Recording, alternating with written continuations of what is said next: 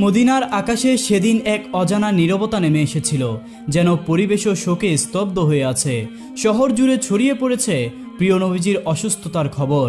এই সংবাদ শুনে হযরত ফাতেমা রাদিয়াল্লাহু তাআলা আনহা ছুটে চলেছেন তার পিতার ঘরের দিকে। দিনটা যেন চাঁদের আলো থেকেও নিঃশ্বসিত হয়ে পড়েছে। সাহাবায়ে কেরামগণ বসে আছেন নীরবতায়, কারো চোখ অশ্রুসিক্ত, কেউ আবার ভারাক্রান্ত হৃদয়ে পাথরের মতো স্থবির হয়ে বসে আছেন। কারো মুখে কোনো কথা নেই, শুধু চাপা কান্নার ধ্বনি শোনা যাচ্ছে। এই সময় নবীজি সাল্লাল্লাহু আলাইহি ওয়াসাল্লাম অসুস্থ অবস্থায় ঘরে শুয়ে আছেন। তার পাশে উপস্থিত হযরত ফাতেমা রাদিয়াল্লাহু তাআলা আনহা ও আম্মাজান আয়েশা রাদিয়াল্লাহু তাআলা আনহা। হঠাৎ নবীজি সাল্লাল্লাহু আলাইহি ওয়াসাল্লাম বললেন, হে আয়েশা, আবু বক্করকে খবর দাও। কিন্তু তার আগেই হযরত আবু বক্কর রাদিয়াল্লাহু তাআলা আনহু ঘরে প্রবেশ করলেন। তখন রাসূল সাল্লাল্লাহু আলাইহি ওয়াসাল্লাম তাকে উদ্দেশ্য করে বললেন, হে আবু বক্কর, আমি তোমার হাতে একটি আমানত রেখে যাচ্ছি। তুমি আমার সাহাবীদের দায়িত্বের কথা মনে রাখবে। এই কথাগুলো চলছিল, এমন সময় ঘরের পরিবেশ হঠাৎ পরিবর্তিত হয়ে যায়। এক অনন্য নূরের ঝলকানি ঘরের চারপাশে ছড়িয়ে পড়ে। হযরত আয়েশা রাদিয়াল্লাহু তাআলা আনহা বিস্ময়ে তাকিয়ে দেখলেন, গৃহের বাইরের দিকে দাঁড়িয়ে আছেন এক সুদর্শন পুরুষ, যার চেহারায় এক অজানা জ্যোতি ঝলমল করছে। রাসূলুল্লাহ সাল্লাল্লাহু আলাইহি ওয়াসাল্লাম জিজ্ঞেস করলেন, দরজার বাইরে কে অপেক্ষা করছে? হে ফাতেমা, দরজাটি খুলে দাও। তখন হযরত ফাতেমা রাদিয়াল্লাহু তাআলা আনহা বললেন, ইয়া রাসূলুল্লাহ, আমি তাকে চিনতে পারছি না। তিনি এক চমৎকার রূপবান ব্যক্তি। নবীজি সাল্লাল্লাহু আলাইহি ওয়াসাল্লাম উত্তর দিলেন, তুমি কিভাবে চিনবে? তিনি এমন একজন মহাপরাক্রমশালী ফেরেশতা, যিনি কখনো খালি হাতে ফিরে যান না। তিনি হলেন মালাকুল মাউত, হযরত আজরাইল আলাইহিস সালাম। এই কথা শুনে হযরত ফাতেমা রাদিয়াল্লাহু তাআলা আনহা চোখ থেকে অশ্রু ঝরাতে লাগলেন। মুহূর্তেই পরিবেশ আরো গম্ভীর হয়ে উঠল। এরপর হযরত আজরাইল আলাইহিস সালাম ঘরের মধ্যে প্রবেশ করে সালাম দিলেন, আসসালামু আলাইকুম হে রাসূলুল্লাহ, হে রহমাতুল লিল আলামিন। আল্লাহ রাব্বুল আলামিন আপনাকে সালাম জানিয়েছেন এবং আমাকে আপনার কাছে প্রেরণ করেছেন। যদি আপনি অনুমতি দেন তবে আমি আপনার রূহ কবজ করব, আর যদি আপনি না চান তবে আমি ফিরে যাব। যতদিন আপনার ইচ্ছা ততদিন আপনি দুনিয়ায় অবস্থান করবেন। তখন রাসূলুল্লাহ সাল্লাল্লাহু আলাইহি ওয়াসাল্লাম বললেন, হে আজরাইল আলাইহিস সালাম, আমার এখনো আল্লাহর সঙ্গে একটি কথা বাকি আছে। আজরাইল আলাইহিস সালাম জিজ্ঞেস করলেন, ইয়া রাসূলুল্লাহ, কি কথা বাকি আছে? রাসূলুল্লাহ সাল্লাল্লাহু আলাইহি ওয়াসাল্লাম বললেন, আমার প্রিয় ভাই জিবরাইল আলাইহিস সালাম কোথায়? আমি তার সঙ্গে একবার দেখা করতে চাই। এ সময় হযরত জিবরাইল আলাইহিস সালাম প্রথম আসমানে অবস্থান করছিলেন। এই কথা শোনার সঙ্গে সঙ্গেই তিনি দ্রুত নবীজির ঘরে চলে এলেন। ঘরের ভেতর এক অনন্য আকাশী নূর ছড়িয়ে পড়ে।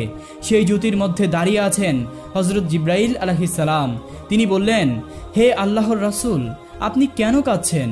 রাসূলুল্লাহ সাল্লাল্লাহু আলাইহি ওয়াসাল্লাম অশ্রুসিক্ত কণ্ঠে বললেন, ভাই জিবরাইল, আমি এই দুনিয়া থেকে বিদায় নেওয়ার সময় কেবল একটি চিন্তায় কাঁদছি, আমার সেই উম্মতের জন্য যারা গুনাহগার। আমি তাদের ভবিষ্যৎ নিয়ে উদ্বিগ্ন। তুমি কি আমার আল্লাহর কাছে গিয়ে তাদের ব্যাপারে জেনে আসতে পারো? হযরত জিবরাইল আলাইহিস সালাম সঙ্গে সঙ্গেই আল্লাহর আরশের দরবারে পৌঁছালেন। যদিও আল্লাহ সুবহানাহু ওয়া তাআলা সবকিছুই জানতেন, তবুও তিনি স্নেহভরে জিজ্ঞেস করলেন, হে জিবরাইল, তুমি কাঁদছো কেন?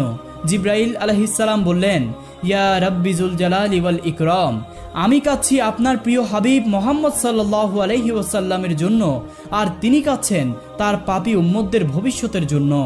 আর আমার অন্তর ভারাক্রান্ত হয়ে গেছে। তখন করুণাময় আল্লাহ তাআলা বললেন, হে জিবরাইল, তুমি আমার হাবিবকে এই সুসংবাদ দিয়ে দাও, তার দুশ্চিন্তার কোনো প্রয়োজন নেই। আমার প্রিয় রাসূল যেভাবে তার উম্মতদের প্রতি মমতা ও দয়া দেখিয়েছেন, আমিও তেমন করেই আমার বান্দাদের প্রতি দয়াশীল। কিয়ামতের দিন যতক্ষণ না তিনি সন্তুষ্ট হবেন, ততক্ষণ পর্যন্ত আমি আল্লাহ তার উম্মতদের গুনাহ মাফ করে যাব, এমনকি অনেককেই বিনা হিসাবেই জান্নাতে প্রবেশ করাবো। এই সুসংবাদ শুনেই হযরত জিবরাইল আলাইহিস সালাম আর দেরি না করে দ্রুত রাসূল সাল্লাল্লাহু আলাইহি ওয়াসাল্লামের ঘরে ফিরে আসলেন। তাকে দেখে রাসূল সাল্লাল্লাহু আলাইহি ওয়াসাল্লাম জিজ্ঞেস করলেন, ভাই জিবরাইল, তুমি কাঁদছো কেন? আল্লাহ কি বলেছেন? জিব্রাইল আলাইহিস সালাম বললেন, ইয়া রাসূলুল্লাহ, আল্লাহ তাআলা আপনার জন্য অপেক্ষা করছেন এবং আপনাকে অপার সুসংবাদ দিয়েছেন। তবে আমি কাঁদছি এই কারণে যে আজকের পর আমি আর কখনো আপনার নিকট ওহী নিয়ে আসতে পারবো না। বহু নবী রাসূলের নিকট আমি প্রেরিত হয়েছি, কিন্তু আপনার কাছে আমি সবচেয়ে বেশিবার এসেছি। এখন আমার সেই দায়িত্ব শেষ হয়ে যাচ্ছে, এটাই আমার ব্যথা। রাসূল সাল্লাল্লাহু আলাইহি ওয়াসাল্লাম কোমল কণ্ঠে তাকে সান্ত্বনা দিলেন। এরপর তিনি হযরত আজরাইল আলাইহিস সালামকে বললেন, আমি প্রস্তুত, তুমি অনুমতি নিয়ে কাজ শুরু করো। আজরাইল আলাইহিস সালাম সম্মানের সঙ্গে রাসূলের পবিত্র বুকে হাত রাখলেন। তখন রাসূল সাল্লাল্লাহু আলাইহি ওয়াসাল্লাম বললেন, হে আজরাইল, আমার জান কবজের কষ্ট যতই কঠিন হোক না কেন আমি তা সহ্য করে নেব, কিন্তু আমার উম্মতদের যেন এমন কষ্ট না হয়। আজরাইল আলাইহিস সালাম বললেন, ইয়া রাসূলুল্লাহ, আপনি নিশ্চিন্ত থাকুন, আপনার সেই উম্মত যারা সাচ্চা ইমানদার তাদের জান নেওয়া হবে এমন মমতায় যেমন এক শিশু মায়ের কোলে দুধ পান করতে করতে ঘুমিয়ে পড়ে। এই আশ্বাসে প্রিয় নবী হযরত মুহাম্মদ সাল্লাল্লাহু আলাইহি ওয়াসাল্লাম শান্ত হলেন। এরপর অত্যন্ত সম্মান ও মর্যাদার সঙ্গে হযরত আজরাইল আলাইহিস সালাম আল্লাহর আদেশে রাসূলুল্লাহ সাল্লাল্লাহু আলাইহি ওয়াসাল্লামের পবিত্র রূহ মুবারক কবজ করে আল্লাহর পবিত্র আরশের দিকে নিয়ে চলে গেলেন। তখন সমস্ত ঘর জুড়ে এক গভীর নিস্তব্ধতা। হযরত ফাতেমা রাদিয়াল্লাহু তাআলা আনহা ও মা আয়েশা রাদিয়াল্লাহু তাআলা আনহা যেন বাকরুদ্ধ হয়ে গেছেন, কেউই কিছু বলতে পারছেন না। হঠাৎ করেই পরিবেশটা থমকে গেল। মদিনার আকাশ বাতাস স্তব্ধ হয়ে দাঁড়ালো। মনে হচ্ছিল পুরো দুনিয়া যেন কয়েক মুহূর্তের জন্য থেমে গেছে। এমনই ছিল সেই দিন যখন সৃষ্টি জগতের জন্য রহমত স্বরূপ প্রেরিত নবী মুহাম্মদ সাল্লাল্লাহু আলাইহি ওয়াসাল্লাম এই দুনিয়া থেকে বিদায় নিলেন। খবরটা খুব দ্রুতই পুরো মদিনায় ছড়িয়ে পড়ল। প্রতিটি মুমিনের হৃদয় ভেঙে পড়ল। মনে হচ্ছিল যেন কলিজা চুরমার হয়ে গেছে, সকলেরই হৃদয় ছিন্ন বিচ্ছিন্ন হয়ে গেছে। যারা রাসূলুল্লাহ সাল্লাল্লাহু আলাইহি ওয়াসাল্লামকে জানের চেয়েও বেশি ভালোবাসতেন, সহচরগণ, সাহাবায়ে কেরাম, নারী পুরুষ সবাই যেন স্তব্ধ। কেউ বোবা হয়ে গেছে, কেউ ফুপিয়ে ফুপিয়ে কাঁদছে, কেউ কাঁদতে কাঁদতে একেবারেই বাকরুদ্ধ হয়ে পড়েছে। এই শোকার্ত মুহূর্তে হযরত আব্দুল্লাহ ইবনে আব্বাস রাদিয়াল্লাহু আনহু রাসূলের ইন্তেকালের সংবাদ শুনে দুঃখে শোকে সহ্য করতে না পেরে প্রাণ ত্যাগ করলেন। অন্যদিকে হযরত বেলাল রাদিয়াল্লাহু তাআলা আনহু মসজিদের কোণে বসে অঝরে কাঁদতে লাগলেন। বারবার বলতে লাগলেন, আমি কিভাবে আজান দিব, কিভাবে উচ্চারণ করব সেই নাম যিনি আজ আমাদের মাঝে নেই। তার কণ্ঠ যেন জমে গেল, কেউ তার কান্না থামাতে পারল না। তিনি কেবল অসহায় ভরে এদিক সেদিক ছুটে ছুটে বেড়াচ্ছিলেন আর জিজ্ঞেস করছিলেন, তোমরা কি আমার দয়ার নবীকে দেখেছ? কিন্তু কেউ কিছু বলছিল না, কারণ সকলের অবস্থাই এক ছিল। এই দিকে খবর পৌঁছলো হযরত ওমর ইবনুল খাত্তাব রাদিয়াল্লাহু তাআলা আনহু এর কাছে। তিনি এই সংবাদে তলোয়ার উঁচিয়ে বললেন, না, আমার রাসূল ইন্তেকাল করেননি। কেউ যদি বলে তিনি দুনিয়া ছেড়ে চলে গেছেন, আমি তাকে এই তলোয়ার দিয়ে দ্বিখণ্ডিত করে ফেলবো। তিনি আমাদের মাঝেই আছেন, তিনি আমাদের ছেড়ে যাননি। তখন হযরত আবু বকর সিদ্দিক রাদিয়াল্লাহু তাআলা আনহু বললেন, হে মানুষ, জেনে রাখো একমাত্র আল্লাহই চিরঞ্জীব। সমস্ত নবী ও রাসূলকেই একদিন মৃত্যুর স্বাদ গ্রহণ করতে হয়েছে। আজ আমাদের প্রিয় রাসূলও সেই স্বাদ গ্রহণ করেছেন, কিন্তু তিনি মরে যাননি। তিনি বেঁচে আছেন তার দাওয়াতে, তার চরিত্রে এবং আমাদের অন্তরের গভীরে। এরপর সাহাবায়ে কেরাম আবারও সবাই ফুপিয়ে ফুপিয়ে কাঁদতে লাগলেন। মদিনার বাতাস কান্নার সুরে ভারী হয়ে উঠল। শহরের অলিতে গলিতে প্রতিধ্বনিত হচ্ছিল শোকে ভারাক্রান্ত মানুষের হাহাকার। নারীরা ঘরের পর্দা ভেদ করে বেরিয়ে এলেন, চোখে অশ্রু আর অন্তরে শূন্যতা। শিশুরা ভয়ে মায়ের আঁচল আঁকড়ে ধরছিল। পুরুষেরা একে অপরের দিকে তাকিয়েছিলেন স্তব্ধ চোখে। কারো মুখে কোনো শব্দ নেই, যেন পুরো শহর নির্বাক হয়ে পড়েছে। এমন শোক, এমন শূন্যতা যা কোনো শব্দে বোঝানো যায় না। কেবল মানুষই কাঁদেনি, কেঁদেছে আসমান, কেঁদেছে জমিন, কেঁদেছে প্রতিটি প্রাণ। এই পরিবেশে ধীরে ধীরে এগিয়ে গেলেন হযরত আবু বকর সিদ্দিক রাদিয়াল্লাহু তাআলা আনহু। তিনি নবীজির ঘরে প্রবেশ করলেন, যেখানে বাতাসেও ছিল এক অপার্থিব শান্তি। জান্নাতের সুবাস যেন ছড়িয়ে পড়ছিল চারদিকে। তখন হযরত আবু বকর সিদ্দিক রাদিয়াল্লাহু তাআলা আনহু গভীর বেদনাভরা কণ্ঠে বললেন, আজ এই পৃথিবীর সবচেয়ে দয়ার সেই মানুষটিকে হারালো, আমরা কিভাবে তার স্মৃতি ছাড়া বাঁচব? তিনি কাছে গিয়ে রাসূলুল্লাহ সাল্লাল্লাহু আলাইহি ওয়াসাল্লাম এর মোবারক মুখ উন্মুক্ত করলেন। সে মুখে ছিল প্রশান্তি, ছিল নূর। আবেগে বিগলিত হয়ে তিনি সেই পবিত্র মুখে চুম্বন করলেন। তারপর কাঁপা কাঁপা গলায় বললেন, আমার জান মাল, আমার মা বাবা আপনার জন্য কুরবানি হোক। আপনার জীবন যেমন পবিত্র, মৃত্যুও তেমনই মর্যাদাপূর্ণ। আল্লাহর কসম, আপনাকে আর কোনো মৃত্যু ছুতে পারবে না। ঘর থেকে বেরিয়ে এসে তিনি দেখলেন হযরত ওমর রাদিয়াল্লাহু তাআলা আনহু এখনো হতবিহ্বল, যেন বিশ্বাসই করতে পারছেন না। উত্তেজনায় তলোয়ার উঁচিয়ে বলছেন, রাসূল সাল্লাল্লাহু আলাইহি ওয়াসাল্লাম মারা যাননি, রাসূল সাল্লাল্লাহু আলাইহি ওয়াসাল্লাম মারা যাননি। তখন হযরত আবু বকর সিদ্দিক রাদিয়াল্লাহু তাআলা আনহু তাকে শান্তভাবে থামালেন।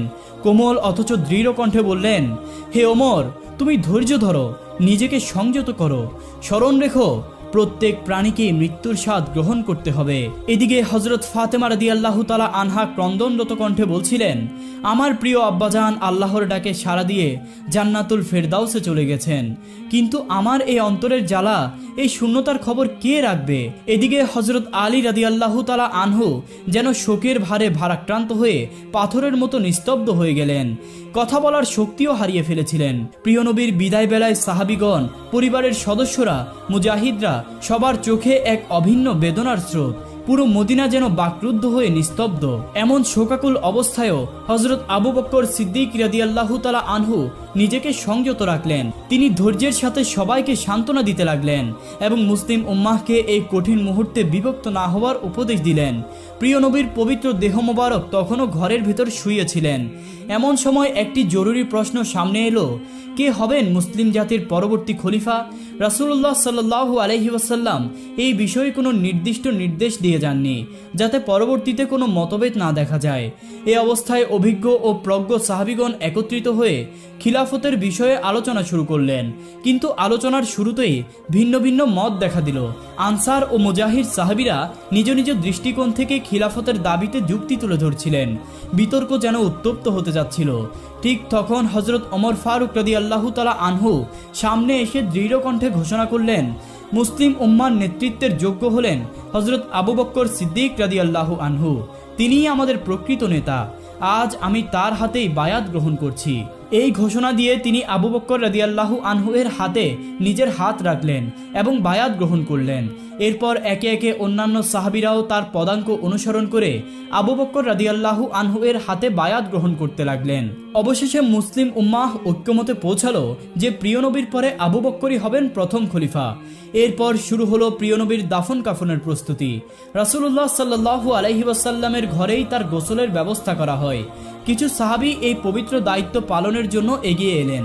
তখন তারা বলছিলেন, আল্লাহর কসম করে বলছি, নবীজির দেহ মোবারক থেকে এমন সুবাস ছড়াচ্ছিল যা দুনিয়ার কোনো সুগন্ধির সঙ্গে তুলনীয় নয়। তখন আমাদের মনে হচ্ছিল যেন জান্নাতের সুঘ্রাণে ঘর ভরে গেছে। এই সময় এক সাহাবী অনুরোধ করলেন, আমরা কি এই পবিত্র কাজের অংশ হতে পারি? হযরত ওসামা ইবনে জায়েদ রাদিয়াল্লাহু তাআলা আনহু পানি এনে দিতেই তিনি গভীর বেদনায় বলে উঠলেন, হে আল্লাহর রাসূল, আপনার এই বিদায় আমাদের এমন কিছু থেকে বঞ্চিত করলো যা আর কখনোই ফিরে পাবো না। আজ ওহির দ্বার চিরতরে বন্ধ হয়ে গেল। আজকের দিনটা গোটা মানব জাতির জন্য সবচেয়ে গভীর শোকের দিন। হযরত আলী রাদিয়াল্লাহু ও হযরত আব্বাস রাদিয়াল্লাহু তাআলা আনহু রাসূল সাল্লাল্লাহু আলাইহি ওয়াসাল্লাম এর পবিত্র দেহ মোবারককে গোসল করানোর কাজ শুরু করলেন। এই এক হৃদয় বিদারক মুহূর্ত। হযরত আলী রাদিয়াল্লাহু তাআলা আনহু চোখের পানি ধরে রাখতে পারলেন না। তার চোখ দিয়ে অবিরাম অশ্রু ঝরছিল। তার হৃদয়ে শোকের ঢেউ বইছিল। তিনি বলছিলেন, আমি কিভাবে গোসল করাবো সেই মানুষকে যিনি ছিলেন সৃষ্টির শ্রেষ্ঠতম, সবচেয়ে পবিত্র? ইয়া রাসূলুল্লাহ, আপনার দেহ মোবারকের মতো সুগন্ধ আমি কখনো অনুভব করিনি। সাহাবীগণ অত্যন্ত সম্মান ও ভালোবাসার সঙ্গে গোসলের কার্য সম্পাদন করলেন। গোসল শেষে নবীজির জন্য 3টি কাপড়ে কাফনের ব্যবস্থা করা হয়। কিন্তু এর পরেই সাহাবীদের মধ্যে দাফনের স্থান নিয়ে মতভেদ দেখা দিল। কেউ প্রস্তাব করলেন উহুদের শহীদদের পাশে দাফন করা হোক, আবার কেউ জান্নাতুল বাকিতে দাফনের পক্ষে মতামত দিলেন। এমন বিভ্রান্তির মধ্যে হযরত আবু বকর সিদ্দিক রাদিয়াল্লাহু তাআলা আনহু একটি গুরুত্বপূর্ণ হাদিস স্মরণ করিয়ে দেন। নবীজি সাল্লাল্লাহু আলাইহি ওয়াসাল্লাম বলেছেন, নবীকে সেখানেই দাফন করা উচিত যেখানে তিনি ইন্তেকাল করেন। আর তিনি আরও বলে গেছেন যেন তাকে এমন স্থানে দাফন করা হয় যেখানে মসজিদ বানানো না হয়। এই নির্দেশনার ভিত্তিতে নবীজির দাফনের স্থান নির্ধারণ করা হয় হযরত আয়েশা রাদিয়াল্লাহু তাআলা আনহার ঘরেই, যেখানে তিনি ইন্তেকাল করেছেন। এরপর সামনে আসে আরেকটি প্রশ্ন যে নবীজির জানাজা কে পড়াবেন? যার পেছনে সাহাবারা সবসময় নামাজ পড়েছেন তার জানাজায় কে ইমামতি করবেন? পরামর্শক্রমে ঠিক করা হলো কেউ নির্দিষ্টভাবে ইমাম হবেন না, বরং সাহাবারা পর্যায়ক্রমে দলে দলে জানাজা আদায় করবেন। প্রথমে নবীজির পরিবার জানাজায় অংশ নেন, এরপর মুজাহিরগণ, তারপর আনসারগণ এবং শেষে মদিনার সাধারণ মানুষগণ। এভাবেই সবাই ভালোবাসা ও শ্রদ্ধার সঙ্গে জানাজা সম্পন্ন করলেন। জানাজা শেষ হওয়ার প্রায় 32 ঘন্টা পর রহমাতাল্লিল আলামিন, সৈয়দুল মুরসালিন, খাতামুন নবীন নবী মুহাম্মদ সাল্লাল্লাহু আলাইহি ওয়াসাল্লামের পবিত্র দেহ মোবারককে দাফন করা হয়। চিরদিনের জন্য মানুষের দৃষ্টির আড়ালে চলে যান তিনি। এরপরে হযরত ফাতেমা রাদিয়াল্লাহু তাআলা আনহা এসে রাসূলুল্লাহ সাল্লাল্লাহু আলাইহি ওয়াসাল্লামের বসার স্থানটিতে উপস্থিত হন। তিনি মাটি ছুঁয়ে কান্নায় ভেঙে পড়েন। তিনি বললেন, আব্বাজান, আপনি তো চলে গেলেন, আমাদের এতিম করে চলে গেলেন। আজ মদিনা এত নিঃশব্দ কেন? কেন বাতাসে আপনার কোমল কণ্ঠস্বর আর শোনা যায় না? বুক ভরা কষ্ট নিয়ে তিনি আর্তনাদ করেন, ইয়া রাসূলুল্লাহ, আপনি তো বলেছিলেন আমরা জান্নাতে একত্রিত হব, কিন্তু আমি কিভাবে সেই সময় পর্যন্ত অপেক্ষা করব? এই পৃথিবী এখন আমার কাছে শুধুই শূন্যতা। এরপর তিনি রাসূলুল্লাহ সাল্লাল্লাহু আলাইহি ওয়াসাল্লামের কবর মোবারকে গিয়ে কাঁদতে কাঁদতে বললেন, ইয়া রাসূলুল্লাহ, আপনি তো সেই মহান ব্যক্তি যার প্রতি আল্লাহর রহমত নাজিল হতো, যার কাছে জিব্রাইল আলাইহিস সালাম ওহী নিয়ে আসতেন। আজ সেই দরজাগুলো বন্ধ হয়ে গেল। আজকের মদিনা যেন নিঃসঙ্গ, নীরব। এদিকে হযরত বেলাল রাদিয়াল্লাহু তাআলা আনহু ছিলেন নিঃশব্দ বাকরুদ্ধ। তিনি মসজিদে নববীর এক কোণে স্থির হয়ে বসেছিলেন, যেন সময় থমকে গেছে। কিছু সাহাবী তার কাছে এগিয়ে এসে বিনীতভাবে অনুরোধ করলেন, হে বেলাল, আপনি দয়া করে একবারের জন্য আমাদের জন্য আজান দিন, যাতে আমাদের হৃদয়ে নবীজির স্মৃতি জাগ্রত হয়। হযরত বেলাল রাদিয়াল্লাহু তাআলা আনহু আজান দেওয়ার জন্য দাঁড়ালেন।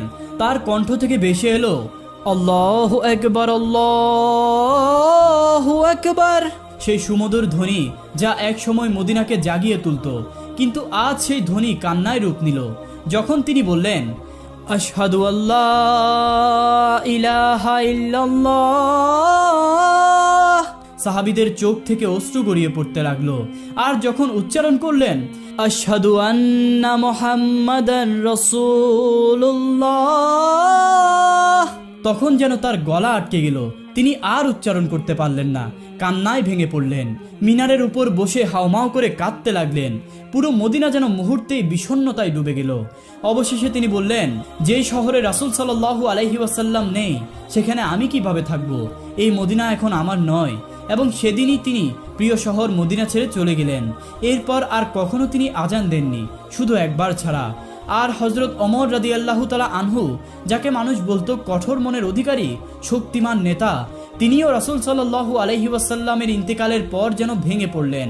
একদিন তিনি রাস্তার পাশে নিঃসঙ্গ বসেছিলেন, চুপি চুপি বলছিলেন, আমি যখন নবীজির কবরের দিকে তাকাই তখন মনে হয় তিনি উঠে এসে বলবেন, ও ওমর, কেঁদো না, আমি তো তোমাদের মাঝেই আছি। কিন্তু তিনি তো আর ফিরবেন না। সেই ওমর যিনি কখনো কারো সামনে কাঁদেননি, আজ রাস্তার ধারে বসে একা একা তিনি কাঁদছেন। এভাবেই হযরত আবু বকর রাদিয়াল্লাহু তাআলা আনহু এর হৃদয়ও যেন চূর্ণ বিচূর্ণ হয়ে যায়।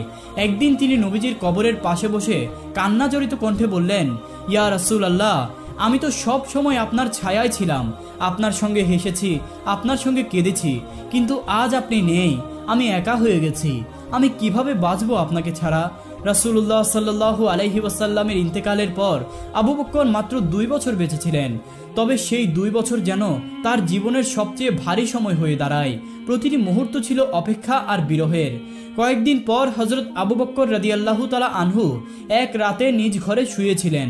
হঠাৎ তিনি এক স্বপ্নে দেখতে পেলেন প্রিয় নবী হযরত মুহাম্মদ সাল্লাল্লাহু আলাইহি ওয়াসাল্লাম তাকে ডাকছেন।